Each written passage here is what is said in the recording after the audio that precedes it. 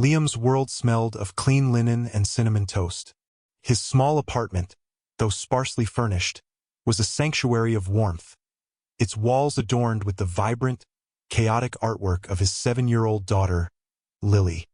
His hands, though calloused from years of forgotten labor, were gentle as they braided her hair each morning. He was a waiter, a man of quiet service, but in the quiet moments after Lily slept, a different man emerged. One who sketched impossibly complex schematics on napkins, his mind a universe of thrust vectors and quantum processors that no one ever saw. Across the city, Catherine Vance's world smelled of sterilized air and expensive perfume. Her office, a glass cage suspended 50 stories above the ground, was a monument to minimalist power. It contained nothing personal, no photos, no drawings, only clean lines and the cold gleam of success. Her hands were perfectly manicured, instruments for signing deals and dismissing inferiors. She was a CEO, a titan of technology, but in the sterile silence of her penthouse, after her own daughter was tucked in by a nanny, she felt the hollow ache of a victory that had cost her everything. The two worlds were destined to collide at the annual Innovators Gala, a glittering affair of champagne and ambition. Liam, working the event for extra money, moved through the opulent ballroom with practiced efficiency. He was invisible, a ghost in a black vest, until a clumsy guest jostled his arm. A single glass of champagne tipped, its contents splashing onto the silk hem of Catherine Vance's gown. Her eyes, cold as glacial ice, snapped to him. "Are you blind?" she hissed, her voice low but carrying the weight of absolute authority. The nearby conversations faltered. "Do you have any idea how much this dress costs? Get out. I want you gone from this event." Now Liam met her gaze, his own expression unreadable. He simply nodded. "My apologies, ma'am," as he turned to leave. A wave of high-pitched static erupted from the stage, followed by a shower of sparks. The centerpiece of the evening, a revolutionary holographic projector displaying the company's new drone fleet, fizzled and died, plunging the stage into darkness. A collective gasp filled the room. Technicians swarmed the device, their faces etched with panic. This was not a minor glitch. This was a catastrophic failure in front of the industry's most powerful figures. Catherine's face paled, the stain on her dress forgotten. This was her company, her technology. Her ruin broadcast in real time. Liam paused at the exit, his head cocked. He recognized the sound, not just the static, but the specific, discordant whine of a cascading power failure in a magnetic containment field. He had designed it. He had built the first prototype with his own hands years ago in another life. He walked back, not toward Catherine, but toward the stage. "Let me see," he said, his voice calm and steady. The head technician, flustered, tried to wave him away. "Sir, this is a restricted area." Catherine watched, a knot of fury and confusion tightening in her chest. "What is he doing?" "Security. Get him out of here." But Liam was already past the technician, his eyes scanning the smoking console. He didn't see a disaster, he saw a puzzle. "Your induction matrix is overloaded," he stated. "Not to anyone in particular. The plasma flow is desynchronized. You need to vent the primary capacitor before it blows the entire control board." He knelt, his borrowed tuxedo jacket straining at the shoulders. He borrowed a simple multi-tool from a panicked technician, his movements economical and precise. His calloused fingers, which had just been serving canapes, worked with an impossible speed and certainty. He bypassed a fried circuit, rerouted a power conduit, and manually reset a sequence of relays. The crowd watched in stunned silence. Less than 2 minutes later, he stood up and dusted his hands. "Try it now," the head technician, skeptical but desperate, flipped a switch. The projector hummed to life, bathing the stage in a brilliant, stable holographic display of soaring drones. A wave of relieved applause rippled through the ballroom. Catherine stared, her mind struggling to process what she had just witnessed. The waiter she had dismissed like a piece of trash had just saved her from utter humiliation, fixing a billion-dollar piece of hardware with a pocket tool. The contradiction was so profound it left her breathless. Who was this man? The next morning, Catherine's command to her assistant was simple and sharp. Find him.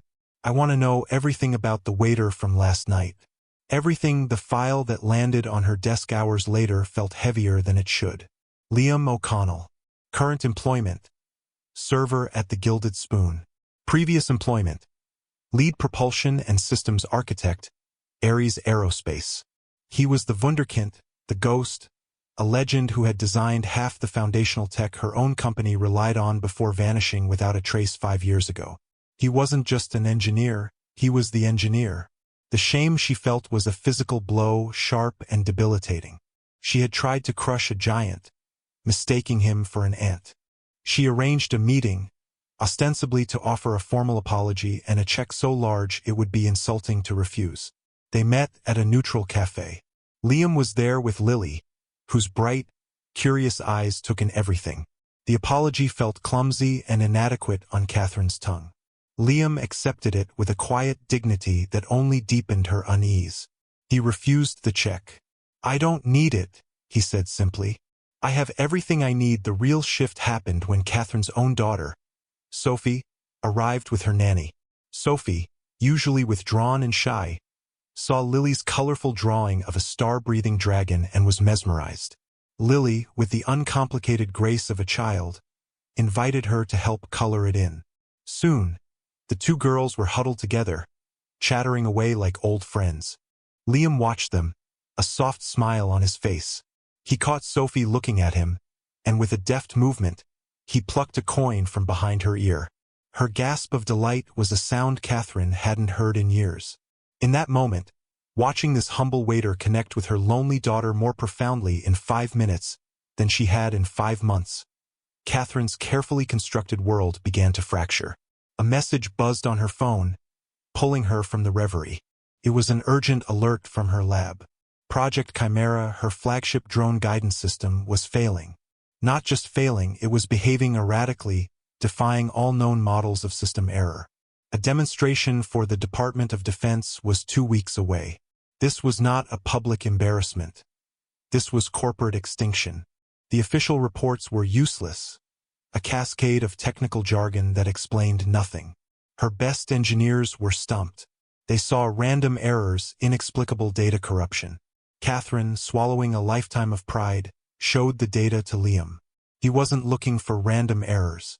He was looking for a pattern. His eyes scanned the lines of code, the telemetry data, his focus absolute. He wasn't a waiter anymore. He was a maestro reading a familiar, if discordant, score. This isn't a glitch, he said after a long silence, his voice grim. The failures aren't random. They're targeted. Precise. Someone is inside your system, Catherine. This is sabotage. He pointed to a specific block of code. This is a digital backdoor. It's elegant, almost invisible. Whoever did this is very, very good. They tried to trace it, but it was like chasing a phantom. The moment they got close, the trail would vanish, the code healing itself like living tissue. The saboteur was watching them, toying with them. The pressure mounted. A catastrophic failure at the DoD demonstration would not only bankrupt her company, but could also lead to criminal charges. One night, working late in her sterile office, surrounded by data screens, Catherine finally broke. Why? She asked him, her voice raw. Why would you walk away from all of it? You were a genius. You had everything. Liam looked out at the city lights, but his eyes were seeing a different time. Because my work was used for something I never intended, he said softly, the story finally spilling out. His wife, an investigative journalist, had been on a transport that was shot down by a rogue state using a missile guided by a system he had designed for defensive purposes. The technology he had created to protect people had been twisted to take the one person he loved. I realized that my name on a project didn't matter. The patents, the awards, they were meaningless. All that mattered was being there for Lily. So I walked away. I chose her. He had chosen life over legacy.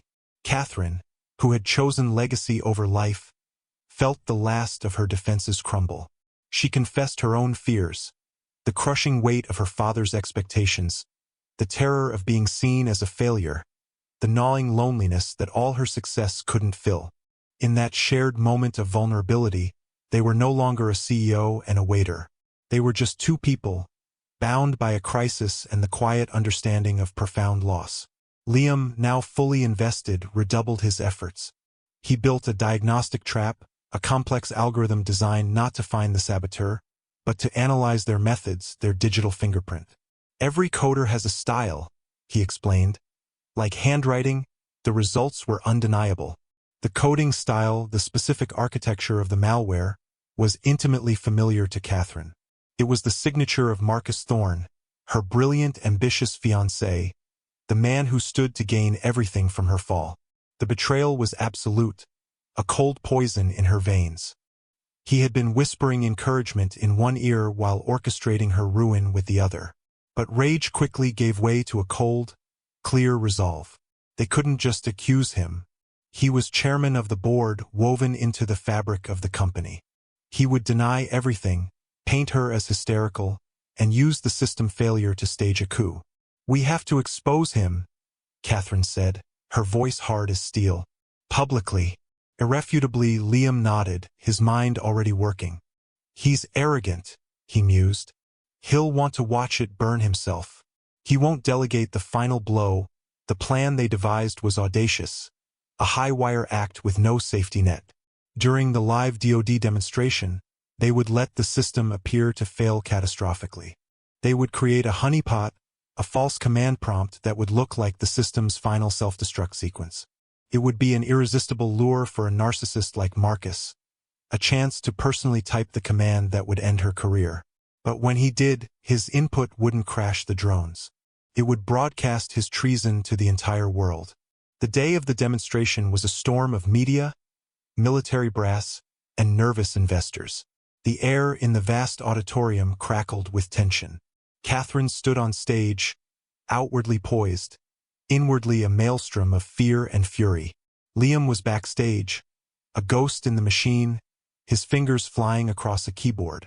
Marcus sat in the front row, the picture of a supportive fiancé, his eyes glittering with predatory anticipation. The presentation began. The Chimera drones launched, performing a series of complex, synchronized maneuvers. They were flawless, a ballet of advanced technology. The audience was captivated. Then, as planned, the first drone faltered. It wobbled, its flight path becoming erratic. Another followed, then another. On the massive screen behind Catherine, red warning icons began to flash. A low murmur of alarm swept through the auditorium. Catherine feigned a gasp, her hand flying to her mouth. "What's happening?" "System status," she called out to the technicians, her voice laced with manufactured panic. On his front row seat, Marcus allowed himself a small, triumphant smirk. This was it. He discreetly took out a custom tablet, his fingers tapping on the screen. He saw the prompt Liam had created, execute_terminal_protocol_chimera. It was the digital guillotine. He typed his authorization code and pressed enter. He looked up, expecting to see a sky full of falling wreckage. Instead, the drones froze in midair. The main screen behind Catherine went black for a single, heart-stopping second. Then it flashed back to life, not with flight data, but with a live feed from a microcamera on the lectern showing Marcus's face, his tablet, and the command he had just entered. Overlaid in enormous, blood-red letters were the words, "System override initiated. Source, M. Thorne. Reason, corporate treason." Liam's calm voice filled the auditorium through the PA system. "Project Chimera has not failed. It has been under the control of a saboteur. That saboteur is Marcus Thorne. His attempt to trigger the final kill code has just been logged and verified on his command." The drones, now perfectly stable, soared into the sky and exploded into a breathtaking display of pyrotechnic fireworks. The auditorium erupted. Marcus was frozen in his seat, his face a mask of disbelief and horror as security personnel closed in around him. In the aftermath, the story was everywhere.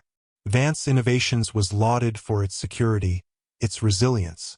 Liam O'Connell was the mystery hero, the hidden genius who had saved the day.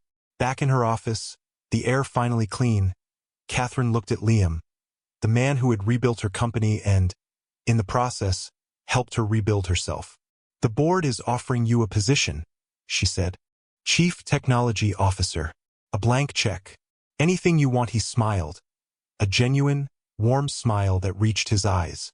He appreciated the offer, the validation, but he had not come this far to return to the world he had left behind. "Thank you, Catherine, but my place isn't in a boardroom." He slid a napkin across her desk. On it was a sketch, not of a weapon, but of a small, elegant drone designed for search and rescue operations in disaster zones. "I want to run a small, independent lab. The lily pad, we'll call it. We'll work on technology that helps people. I'll take a modest salary, and I want flexible hours. I never want to miss a school play again." Catherine looked from the napkin to his face, and for the first time, she saw the true meaning of wealth. It wasn't about power or control. It was about freedom, the freedom to choose. "It's the best offer this company has ever received," she said, her voice thick with emotion. The final scene was not in a boardroom or a lab. It was in a sun-drenched park on a Saturday afternoon. Liam was pushing Lily and Sophie on the swings, their laughter pealing through the air. Catherine sat on a bench, watching them, a genuine smile gracing her lips. Liam came and sat beside her, his calloused hand finding her manicured one, their fingers lacing together in a way that felt both new and inevitable. They weren't a CEO and an engineer anymore. They were just a family, forged in crisis, built on integrity, and lit by the brilliant, unwavering hope of their children. Have you ever been underestimated, judged by your job title or your clothes? Have you ever felt that your true worth was hidden from the world? This story is a reminder that genius can be found in the most unexpected places, and that true strength lies not in the power you wield over others, but in the integrity you hold within yourself. Integrity, kindness, and love are the true currencies of a life well lived. If this story touched your heart, share it with someone who needs to be reminded that their